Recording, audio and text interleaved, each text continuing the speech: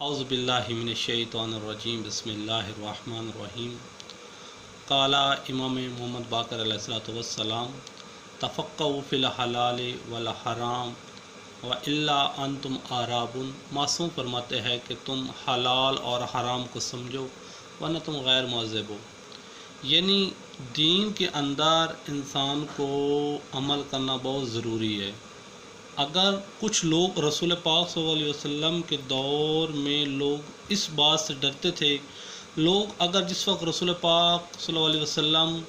यानी सफ़ा की पहाड़ी पर गए तो उस वक्त लोगों से रसूल पाक ने फरमाया था कि लोगों कहो आना मोहम्मद और रसूलुल्लाह, कि कहो ना कि ला इलाहा इल्लल्लाह, अल्लाह के सिवा कोई इबादत के लायक नहीं, आना मोहम्मद और रसूलुल्लाह, कि मैं मोहम्मद। लेकिन लोगों ने ये ज़बान से अगर इकरार कर लेते तो लोगों पर ये वाजिब हो जाती, नमाज रोज़ा हज ज़कात ये चीज़ें वाजिब थी, मतलब उन्होंने इस चीज़ से डर। लेकिन आज का मुसलमान क्या, जिसने ला इलाहा इल्लल्लाह को भी पढ़ा, मोहम्मद और रसूलुल्लाह को भी पढ़ा और अली वलील्लाह को भी पढ़ा, और ये पढ़कर फिर वो दीन के ऊपर अमल नहीं कर रहा। तो जिस तरह मैंने आपको पहले ही वीडियो में बताया था कि हम अहकाम पे काम कर रहे हैं,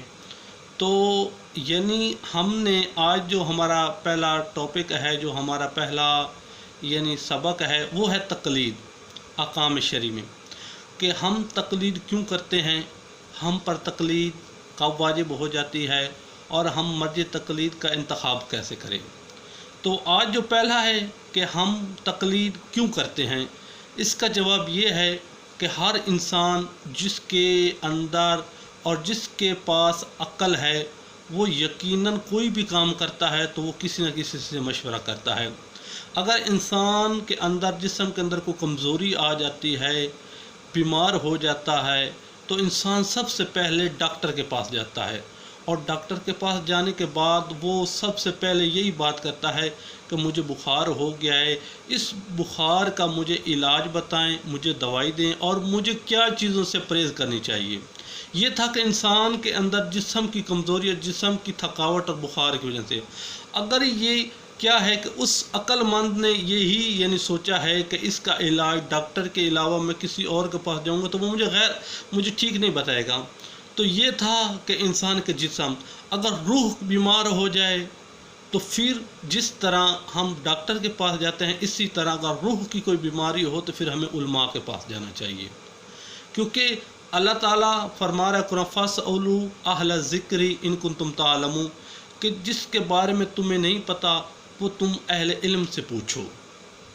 तो यकीनन ये था कि हम तकलीद क्यों करते, इसका जवाब यही है कि जिस चीज़ का आपको इल्म नहीं है आप उसी से पूछें जिसको इस चीज़ का इल्म है। जिस तरह कुरान पाक जिसने पढ़ा हुआ है, जिसने हदीस पढ़ी हुई अहले बैत अलैहिस्सलाम की ज़िंदगी, जो आपसे यानी सबसे आला इल्म जिसके पास है आप उसके पास जाएं या उसकी तकलीद करें या उससे पूछ कर अमल करें। तो यकीनन हर आदमी को इसका जवाब अब मिल गया है कि हम तकलीद क्यों करते हैं। कि जिस चीज़ का इंसान को पता नहीं है, अक्लमंद हमेशा वो कहते पंजाबी में है कि किसी न किसी से मशवरा करके वो काम करें। तो ये तकलीद भी यही है कि आपको कुरान नहीं पढ़ सके, आप हदीस नहीं पढ़ सके, अहले बैत अलैहिस्सलाम की ज़िंदगी नहीं पढ़ सके, लेकिन कोशिश करें जिन्होंने पढ़ी है उलमा ने, आप उनसे पूछें। और जिस तरह अल्लाह फरमा रहा है कुरान में कि आपको जिस चीज़ का इल्म नहीं है वो अहले ज़िक्र से पूछें, तो आप खुद अंदाज़ा लगे को अहले ज़िक्र कौन है और किन लोगों ने उनको पढ़ा है, और जिन्होंने अपनी ज़िंदगी 40-40, 50-50 और 70-70 साल ज़िंदगी अपनी इल्म लगा दी है, आया हम उन पर क्यों अपनी ज़बान दराज़ी कर रहे हैं। तो कोशिश करनी चाहिए कि जिस चीज़ के बारे में हमें इल्म नहीं है हमें अहले ज़िक्र से पूछना चाहिए, और अहले ज़िक्र से मुराद अहले बैत है, और फिर वो लोग हैं जिन्होंने अहले बैत की ज़िंदगी को पढ़ा है और समझा है।